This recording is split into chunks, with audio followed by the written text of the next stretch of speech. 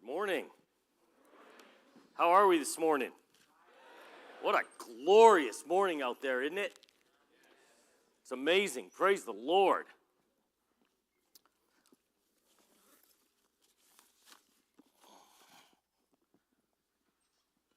All right, I'll just flip through it and see where we're at.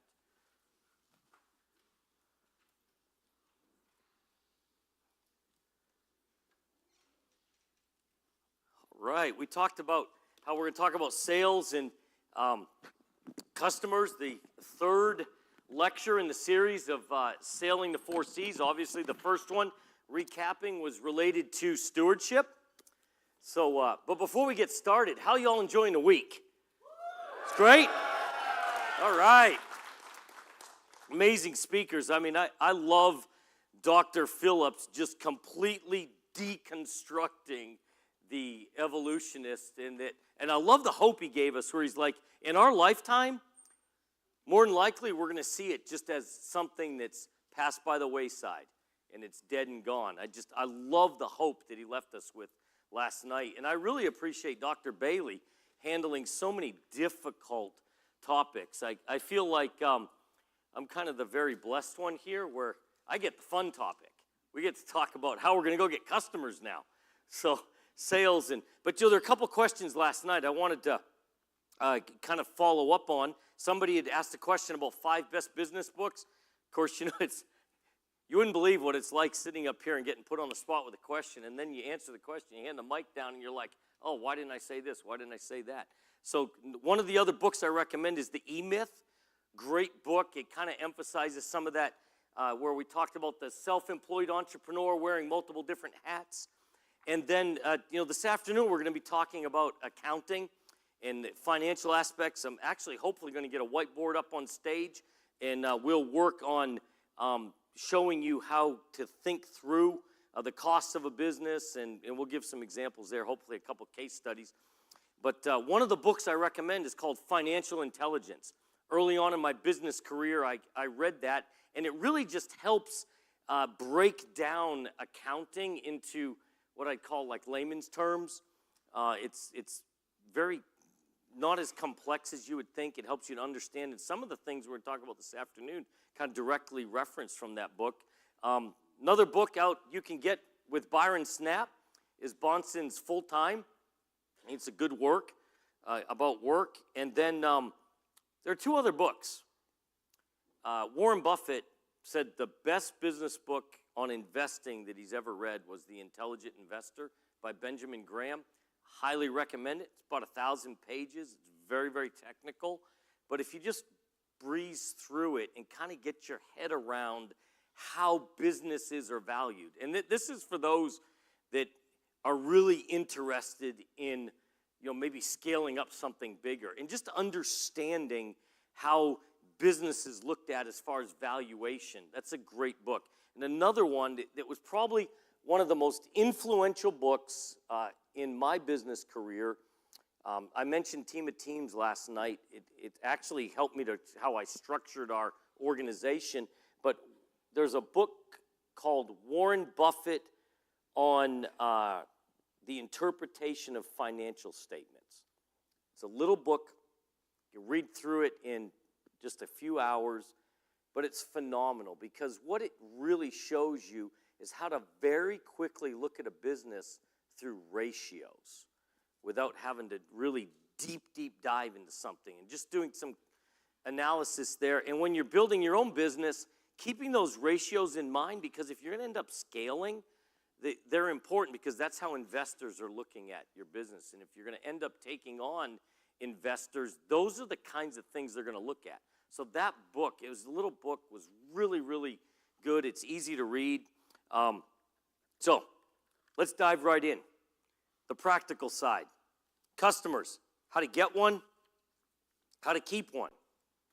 So we talked earlier in the week, I think in my first lecture, that if you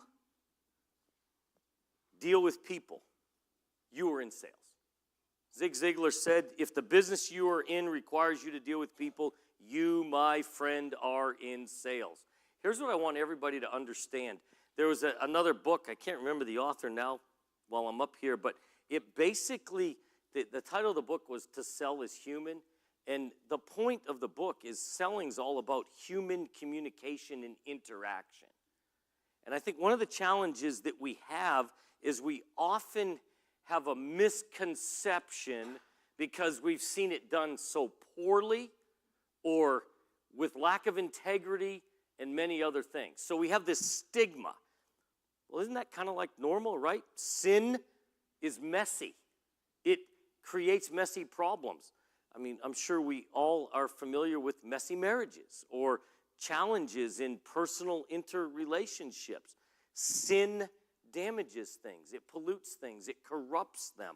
And so when you think about sales, guess what? It's corrupted too. There are people without integrity out there just trying to take advantage of other people. And so it's natural that we should see that. I think the stigma, the bad illustration that comes to mind, I put two of them up here on the board.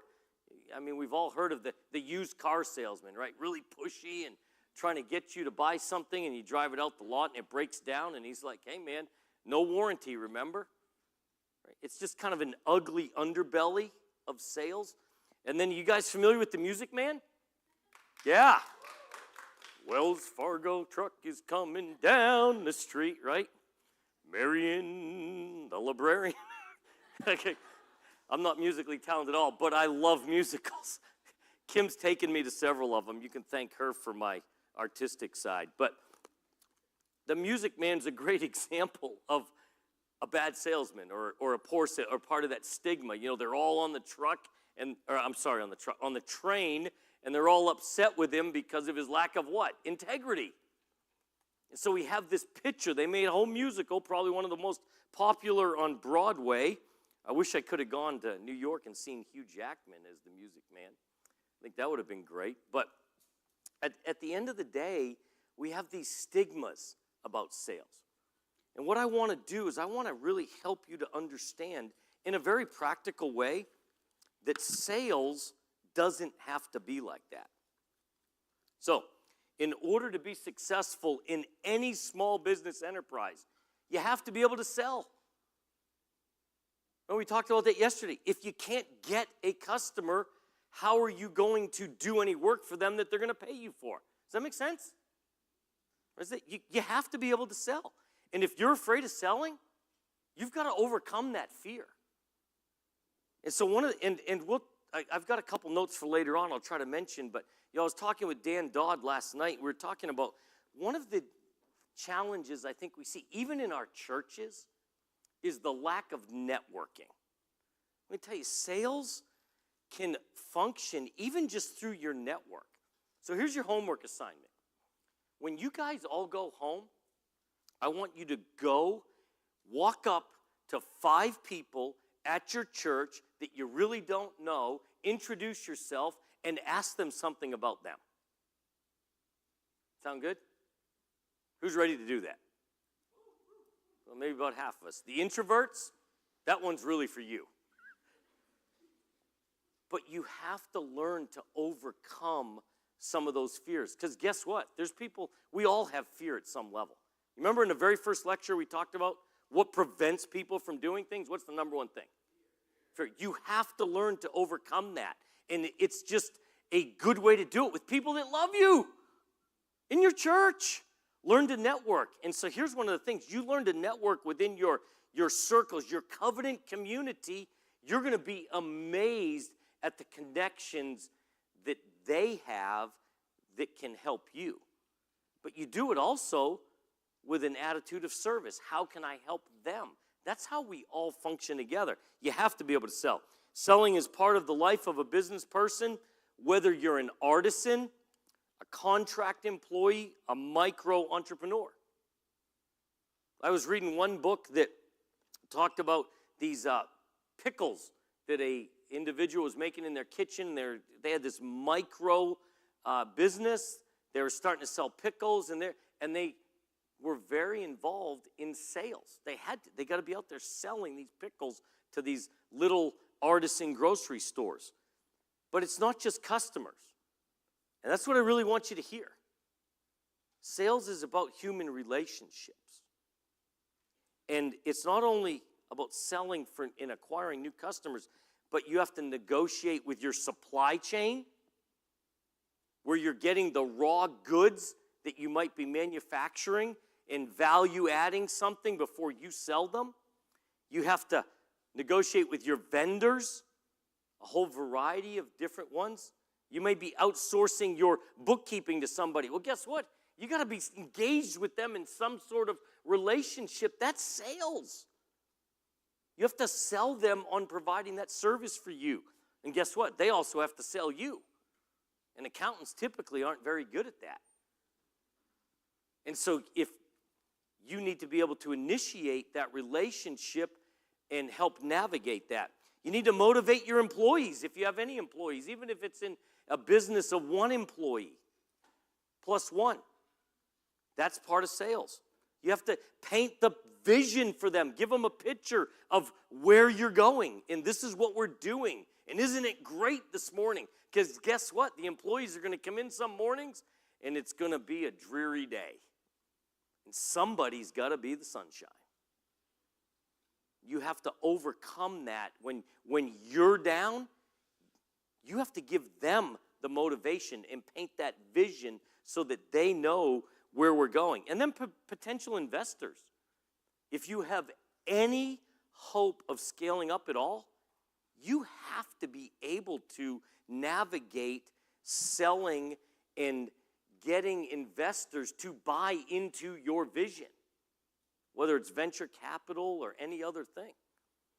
You know, my wife is the opposite of me. I was sharing that the other day. Like, we're extremes as far as I'm kind of on the big extroverted side and she's on the introverted side. But my wife's a really good salesperson. It's pretty amazing. She's got great people skills, more one-on-one than group selling. But she gravitates and knows where she's good at it. You know, and Kim actually started up, and I'm going to tell this story for you young ladies in the room. My wife has a real estate investment company that she started up, an LLC. We call it 410 Properties for our 10 children. So we kind of got a vision that when we're gone, that we're going to leave, you know, hopefully some sort of inheritance in that model. And my wife is buying and selling and renting real estate, and she's doing the whole thing. She goes out, she meets with people, she meets with investors. In fact, this morning I was on the phone with our real estate guy, and we were just talking about a deal that Kim recently cut. And you know, I'm running my roofing business, and then in the evenings I'll tell Kim about what I'm doing, and she'll share some things with me. And she's actually a better negotiator than I am. I can tend to be too hasty. I just want to get the deal done and move on to the next one. Let's kill it, drag it back to the cave, throw it in, let somebody else clean it. I'm not really interested in hanging around the cave. I just want to go hunt again and hunt again and hunt again. And Kim's much more refined in her process. So she's in there negotiating, and she just bought a potential rental property. So she'll go in and find these properties, and she'll go with our real estate agent, and they look at different properties. And she kind of has an idea. I've helped her to understand kind of the cost on renovation and things, and she came back from this last deal, and here's one of the keys to sales. And this is the reason I tell you this story. It's finding out what the other party wants. What's important to them. If you want to get a deal on something, help meet their need, and you'll be the acquirer of choice or whatever. And so Kim's really good at that. She just meets with the people and visits with them, and you've got other investors that are competing for the same property. And she just kind of visits and finds out, like, what they want. And on one of these deals, the people hadn't bought their next property. They were delayed in where they're going to be able to move. So what they really needed is they needed to sell this house so they could then have the capital to go and acquire the place. They were downsizing and moving into something else, but they needed to sell their house in order to do it. And where are they going to live in that 30-day window? So all the other investors were like, well, you got to get out because I can't have my capital tied up. So Kim actually made a lower offer than they were asking. All the investors were probably a little bit more, but she was chosen to purchase that property. Why? Because she said, hey, stay there for 30 days, no problem. We'll work with you. Give them what they want, and she got a deal. And if y'all, I'm telling you, Kim would never stand up here on stage. Would never. But she's a salesperson. And she's learned that over the years. She's overcome her fear of meeting other people in selling. So that's an important skill set. Now let's talk about this from a biblical perspective. I want you to turn with me to Leviticus 25:14. We are at a biblical worldview conference, so we would hope that we might look at least at something in the scriptures here this morning. Leviticus 25:14.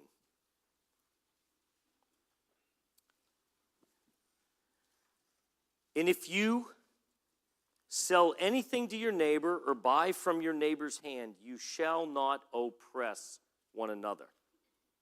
So what's the principle here? When you're buying and selling, you don't oppress each other. You don't take advantage of one another. You do it with integrity. And so the point is, we seek to do good for our neighbor. In other words, we exhibit the two parts of the law, right? Love God and love your neighbor. Love for our neighbor. And here's what I really want you to hear. We don't recommend something that they don't need, but rather we provide them with the best solutions. A biblical perspective on sales is really about loving our neighbor. And let that sink in for a minute. Have you ever thought about sales from that perspective? Probably not, right? I mean, we don't think in terms of sales like that. But sales is actually about loving our neighbor. Let that sink in. If you want to love your neighbor, one of the first things you need to do is find out more about them. So in business, you have to go into this, I call it mode, or this process of discovery. It's not pushy. It's, well, help me to understand. That's one of you can ask anybody that I work with, they start talking about something, and the question I always ask is, well, help me to understand a little bit more about that. See how it's kind of this open-ended question? It lets them start explaining to you, and you're learning more about them. You're learning more about what their need is, what they may want from this. And so one of the ways we apply this at Eskola Roofing, part of our mission statement is to provide the best roofing solution to protect our customers' most valuable asset. Did I say it's to sell them the most profitable thing we could? Yes? No? A little early in the morning, isn't it? No, it's helping discover what's the best solution. So let me give you a couple examples there. If this party that I am trying to sell a roof to is planning on, one of the questions I ask them, well, tell me what your intentions are for the future of this asset. Like this facility here at Milligan College. You think this thing's probably going to be here in 40 years? More than likely, right? How often do you see Walmart move out of a store that they've been in about every 10 years? And there's reasons for that. Sometimes population demographics change and traffic patterns, and the city has some designs. So oftentimes, Walmart's only putting 10-year roofs on. But Milligan's probably putting 30-year roofs on. Does that make sense? You see the difference there? Like, you have to understand what the goal of the owner of that asset is before I can ever try to sell them anything. Before I can ever present what the options, the solutions are. And so if you're thinking about this from a business perspective, you have to discover. We call it discovery. We have a whole process at Eskola Roofing that we train our salespeople on, is ask questions and be quiet. Listen to the answers. And then follow up with another question, a penetrating question. Get more information. Don't offer them anything in that first meeting. Just learn. Now think about that for a minute. And it's amazing how it works. Because I believe it's applying the biblical principle of loving your neighbor. And if you go into that meeting, instead of being self-centered, like, oh my goodness, I have to sell this today. No, you don't. The Lord will provide. Just be diligent, be faithful, do your job well, but discover what they need. So, a biblical perspective on sales is really about loving your neighbor. Sales requires very clear and consistent communication. You know, one of the things that we were talking about when Mrs. Bailey first called and asked if I would speak is we were discussing making sure this was very practical. Let me ask you, is this practical? Like, is this really helpful if you're trying to figure out whether what I should do in business or if I want to go into business and thinking about sales? Like, this is really practical stuff, isn't it? But what I love about it, it's not just practical, but it also allows us to truly live out in a real, tangible way what the Bible tells us we should do as believers. Like, this stuff should come, you know, I was going to say natural, but not natural because we're sinners. But it should become part of who we are because we believe this is what the Bible teaches. And so sales requires clear and consistent communication. We have to actively listening. Do you understand what I mean by active listening? Probably not. So let me explain it. Active listen. Yes.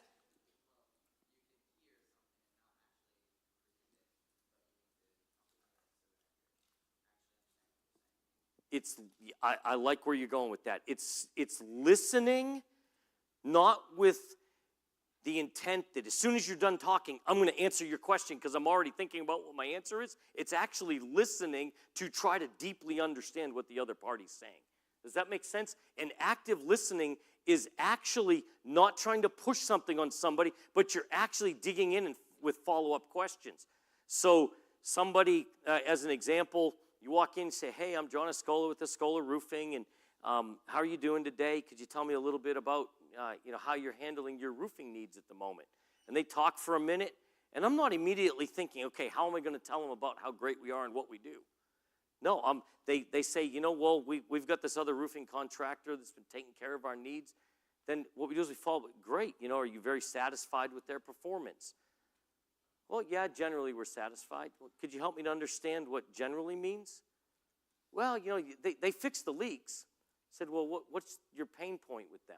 You see, I'm digging in and asking questions. I said, well, the problem is it takes them all week before they get here. What have I just discovered in that quick conversation? What's their pain point? Time.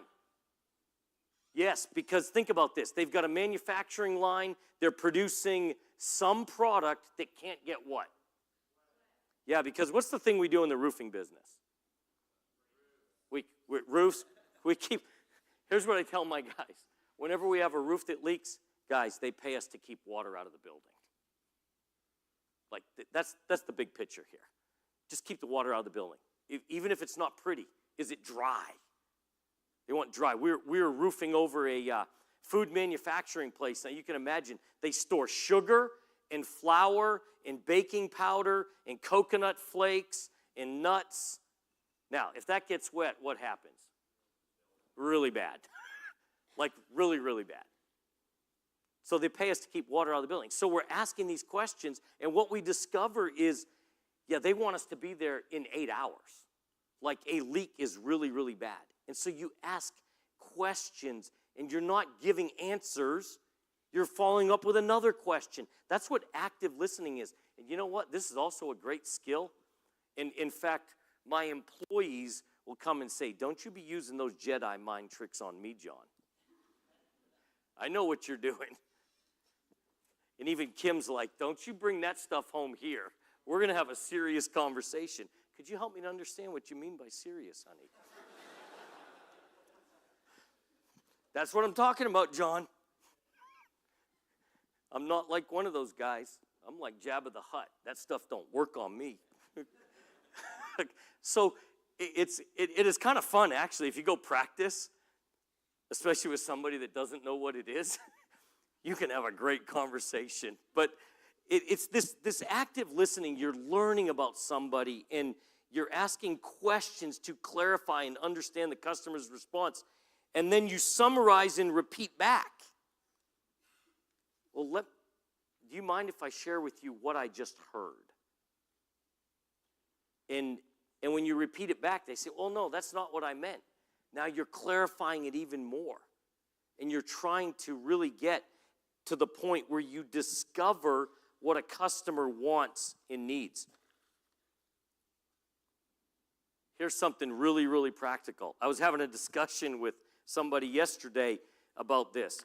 If you're talking about price, the decision will be based on price. You want to sell on value, your customer service. I tell you right now, Eskola roofing is not the cheapest. In fact, we have a reputation for being one of the most expensive in the marketplace. But what we convey to our clients is, what's the value of customer service? What's the value of having a full-time safety person involved in your project? And at some of these places that we work at, it's very valuable. And so then we try to help them put a quantifiable financial value on that. So I understand, we may be $10,000 more than that other contractor, but do they provide this, this, and this? And the answer is no. So, okay, would you like us to remove that from our project scope of work? Well, no, we think that's very valuable. Okay, well, there's a cost involved with that. See, we're not talking about price. We're presenting what's valuable to the customer. If you get caught up in a discussion with your customer and it's all about price, you're going to lose. Because you have to ask what's important to them. Time. Like during COVID, our business grew 39%. You know why? Because we were willing to do things that the majority of the population around us wasn't. We were willing to move fast. We were willing to engage. We were out aggressively buying inventory. So we grew our inventory 4x, which is a terrible thing to do for cash flow, by the way. But we grew our inventory because we could see that the supply chain was falling apart because of COVID restrictions. I mean, imagine if you're on a line making stuff and they say, oh, you got to be 6 feet apart, and normally you got a person every 2 feet doing whatever they do. Well, you just reduced your productivity by 2/3 or whatever it was, so that material manufacturers were delayed. I mean, it was a disaster. Well, we were out sourcing material and buying it all up, because then what happened is we had solutions for our clients. Now, the solutions weren't always what they wanted, but if their roof was leaking and they called and said, hey, I'm looking for a 60 mil PVC roof or whatever, I said, well, thank you very much. Sorry, we don't have any PVC on hand. And by the way, nobody else in the country does, because they're not manufacturing it, but we got 60 mil TPO, and we can give you the same warranty. Yeah, that sounds great. When can you guys start? How about next week? But there's a premium for that service. And so you learn to figure out what the customers need: time, service, quality. Maybe they're willing to pay extra for something. And that's what sales is all about. I think you're getting a theme here, right? Who are you focused on in sales? The customer. It's not about us.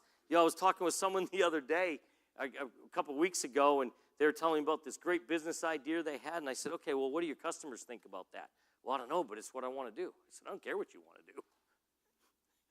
If you may be a carpenter, and if there's a flood and nobody's buying furniture but they're buying boats, we talked about that earlier, you better pivot and sell them what they want. It's what the customer wants. That's what loving your neighbor is all about.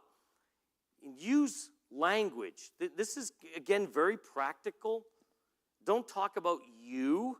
We talk about we, this inclusive idea that we're working towards a solution together. It's amazing how those subtle things actually work towards a partnership. And I use that term very specifically. What we try to do when we're working with our sales team is consultatively sell as if we're partners. We're partnering together on this project instead of, we want to get away from this opposite sides of the tennis court, right? We're separated by this net. It's us against them. No, it's we working to a solution that's best for. Does that make sense? So it's just very practical. I always like to use positive, confident language. I mean, when COVID hit, I remember my sales guys, someone would come in, they're like, oh, John, all the factories are, one guy had an account at a mall, and he's like, the mall's shut down. I said, okay, great. He was like, great. That's bad for my business. I said, well, let me ask you a question. The mall may be shut down. They still have a roof, right? Yeah. Nobody's in the building. No. How do they know that there's a roof leak? Maybe it's damaging something. Well, instead, why don't you go ask them if they would like a full inspection of their roof, and you'll walk through the inside of the building during the rain and see if it's leaking. So you got to be positive and come up with solutions instead of always looking at the negative. I'm going to tell you, there's always opportunity. I know you've heard the old saying about there's a silver lining in every cloud, and there is. It's when something, okay, during COVID, the world was shutting down. I walked into my office that Monday and said, what an opportunity. And half the team looked at me like I had 3 eyes and horns, and they're like, what are you talking about? The world ended Friday night. I said, no, it didn't. I actually went out on my back porch. Where I live, the east is right off my back porch, and the sun rises, and it's glorious.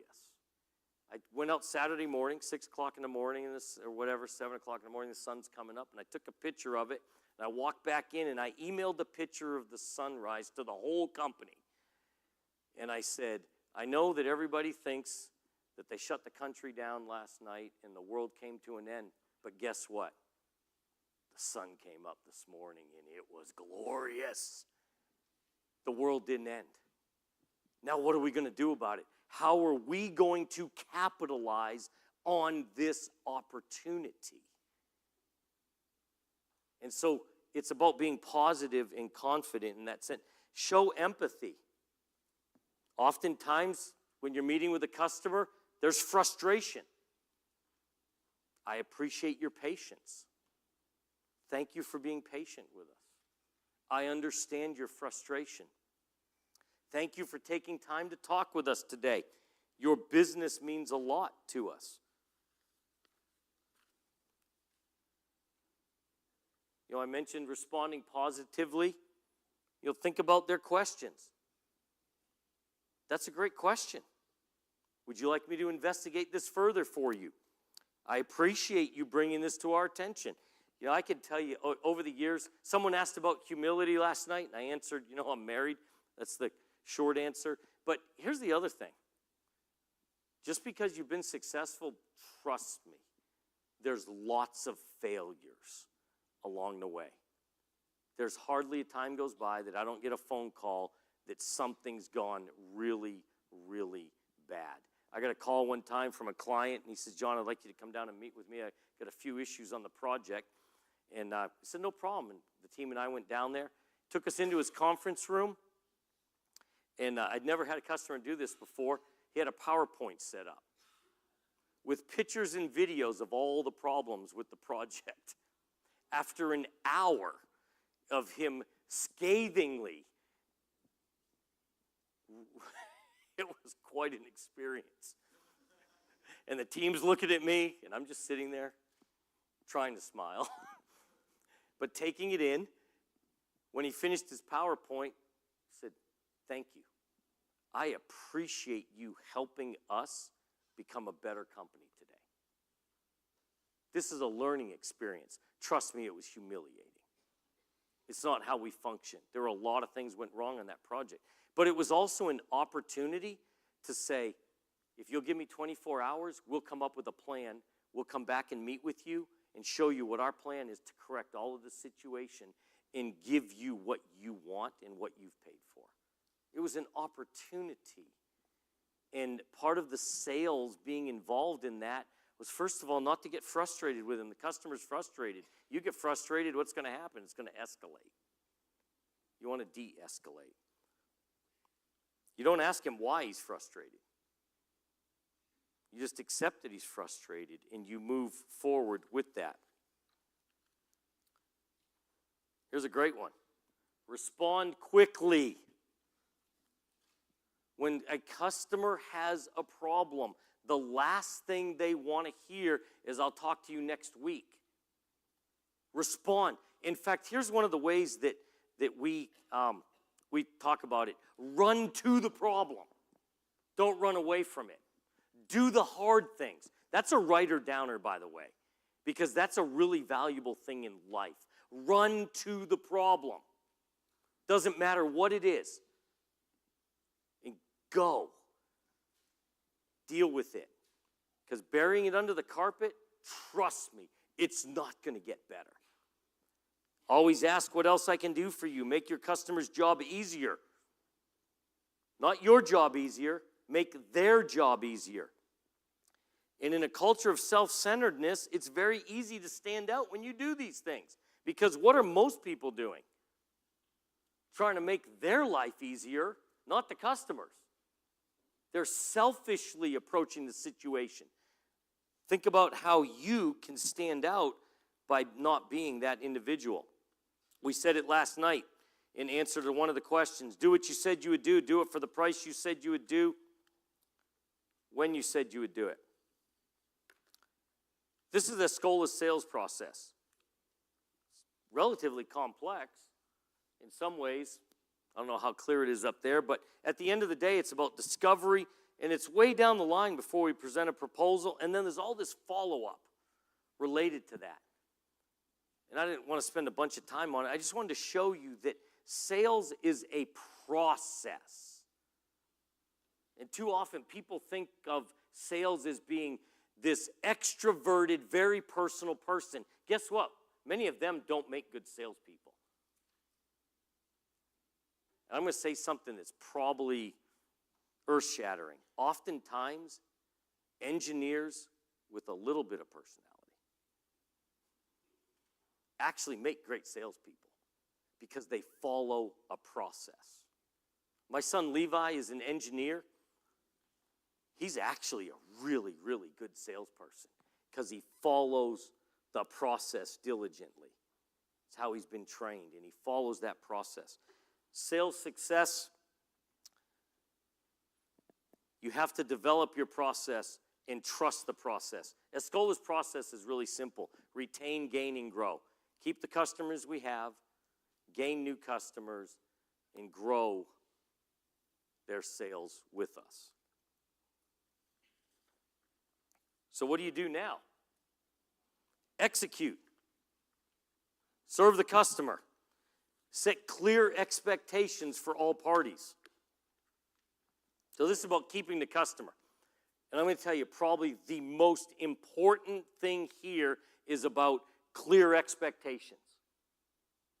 Walking the customer through what you're going to do, what you've agreed to. Here's a way to think about it too. Tell them what you're going to do.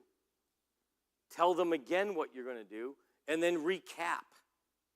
Set the clear expectations. Ask questions. Does this make sense? Do you agree? So at Eskola Roofing, one of the things we do is we go have a pre-construction, pre-job meeting, and we sit down with the client. We have a map of their facility, and we say, okay, here's where we're going to store the dumpster. Here's where we're going to put the materials. Here's where our ladder's going to go. Is that good with you?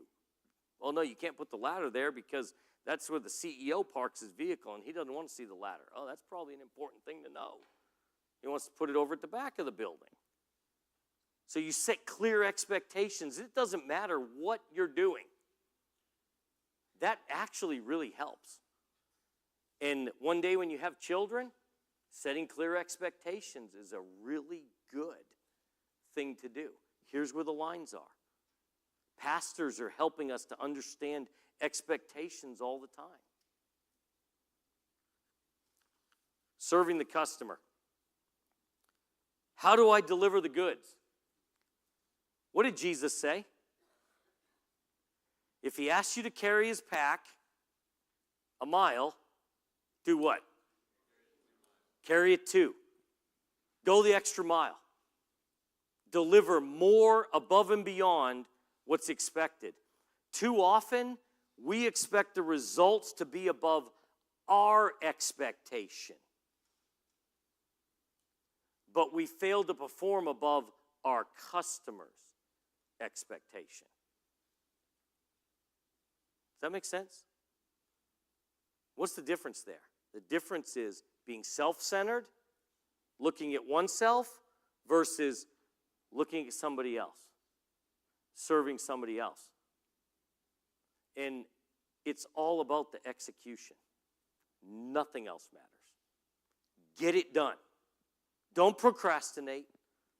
Don't overanalyze. Deliver what you said you would. Truett Cathy I had a friend of mine who had met Truett, heard him speak somewhere, and he said, John, he said, this is one of the most profound things I heard him say. He said, if you figure out how to get better, our customers will demand that we get bigger. Go above and beyond. Give them more quality than they asked for. And so you think about how to differentiate yourself from the rest of the world. When executing, it begins with a plan. What now? You got to make a plan and execute it. And I love this. If y'all haven't figured out anything already, I'm pretty passionate about what I do. I love what I do. I was talking with Russell as we were getting prepared here. He was kind of putting the speaker on me and hooking me up this morning. And I told him, man, I love what I do. It doesn't feel like work. And General Patton said it like this: a good plan violently executed now is better than a perfect plan next week. You don't win the battle if you never get engaged. You've got to engage. You've got to execute. I am a huge advocate that we will learn more by violently executing than trying to make a perfect plan. And guess what? This applies to the church too. You can sit and plan and plan and plan and never get off dead center. Or you can get in the game and start figuring out.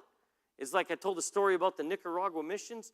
Look, I learned more about missions, and it helped me formulate a lot of perspective by just going and doing and getting in motion. We talked about this all week long. A project manager is able to acquire these skills. Here's what I'm a firm believer, that everybody can be good at this if you're willing to discipline yourself. Remember the 3 Ds? What was the first one? Ooh, tough crowd this morning. Discipline. What was the second one? That was the third one. That's good. Deliberate. Right? With intentionality. So project management skills, you map out a plan. Guess what, ladies? This can get into taking care of a home also. Mapping out a plan. How about a grocery list? Make a list, checking it twice, see who's naughty or nice. You're getting ramen noodles tonight.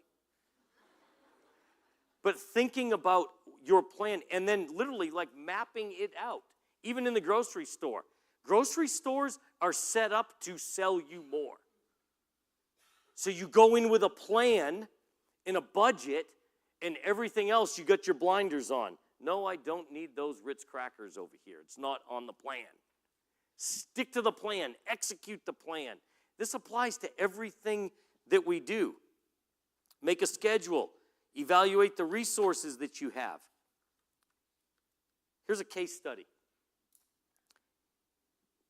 You can learn about all of these things that we've been talking about all week long, everywhere, all the time, every experience you have. That's why I'm such an advocate of getting in motion. I went to visit Andrew Bourneman, a missionary that we support down in Mexico. They work with the Tarahumara Indians in a cartel-controlled area. It's very dangerous. I was down there literally the week that they shut the country down for COVID. And we're hearing about this. I didn't have any idea. I'm focused, man. I got a mission I'm working on. And I landed back in Dallas, and like Trump's on the TV shutting the country down. I'm like, man, I hope they fly the planes tonight and get me home or rent me a car. But I'm down there with Andrew, and he and I went and visited a dairy. He's like, John, you got to meet this dairy farmer. He's a real successful entrepreneur. And we're sitting in his living room. He gave me a tour of the whole dairy. It was fascinating. And it's just, now think about, what does a dairy farm have to do with roofing? There's just valuable lessons there. So the thing I want you to take away is, when we're sitting there, I'm in his living room, having a cup of coffee, and I asked him, I said, so what what are the things that you measure every day to be successful? He said, oh, let me tell you. He said, instead of, notice what I have up here, looking at the percentages of calves that die on my dairy farm. If I got 100 cows and they have 100 calves, instead of saying we had a 10% loss rate, he said, I go into the dairy barn and I write on the board 5 or 10 calves, the number of calves lost. Why is that important? Because it distills it down right to what's actually really important. We lost a calf. It wasn't some percentage or ratio. He said to me this. So what's your key to success? He said, clean cows, good feed, and happy employees equals great milk. And I said, man, that's great. All the time I'm flying home thinking about, now how do I apply this in Eskola roofing? You know what's fascinating? Down in that valley, it's a place called Kotemok. It's down out of the mountains where the Tarahumara live. There's a bunch of Mennonites that have settled there. They started drilling wells. They have fertilized, because of the well water, they now have this fertile agricultural area you drive through, and it's miles and miles and miles of orchards and vines and productive ground that was desert and arid before that. It's amazing. Because of their diligence and their perseverance and their hard work ethic and their Christian background, they went down and they took dominion over a desert.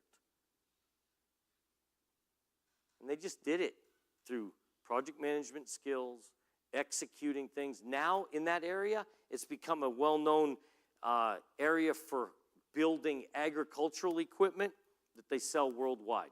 I met people on a plane flying back and forth. They were in the agricultural machinery business. Execution is all about discipline. Just do it. Stop talking and do it. You got to clean the garage? Create a daily, weekly, and monthly deliverables. Set milestones and work towards those milestones. You move the ball down the field. We just want first downs every day. And do you know what's amazing about that? When you set goals and you set daily targets, monthly targets, annual targets. I do this every year. I get my journal out and I write down what I'm going to be working on all year long, what my goals are that we're going to have done by the end of the year, and then I build it back from there, monthly, weekly, all the way to daily. And then we just do. We execute, execute, execute, execute. That's the secret to customer fulfillment. You want to keep your customers? Just make a plan and execute that plan.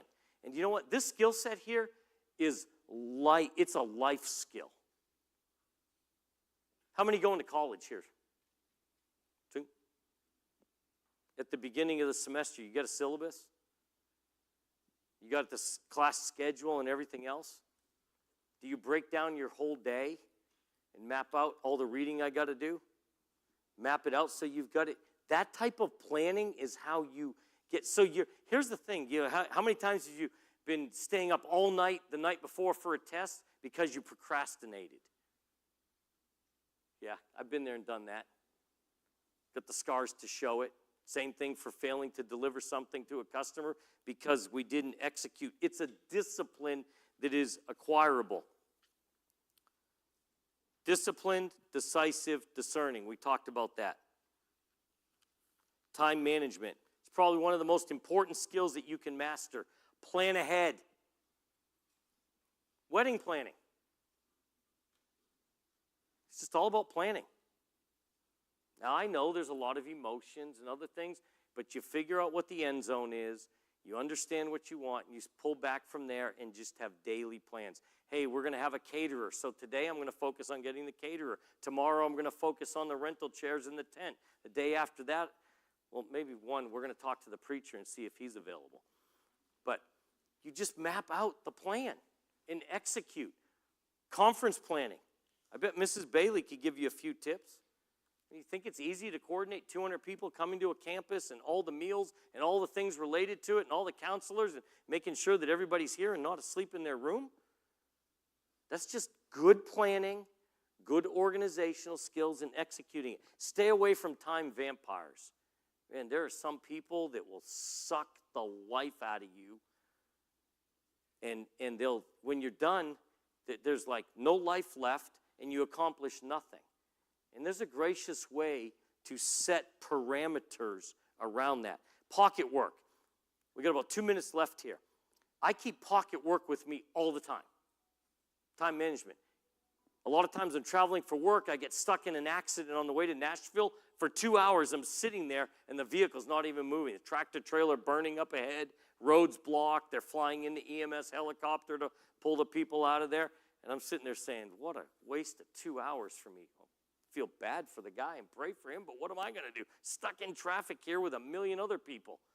I keep pocket work in my book with me, or in my bag, that if I'm stuck in traffic, I open it up and I redeem that 2 hours of time and utilize it, because I know what my schedule is for the next couple months, and I'm planning ahead. This was actually taken from, I read a lot of military history. I love military history.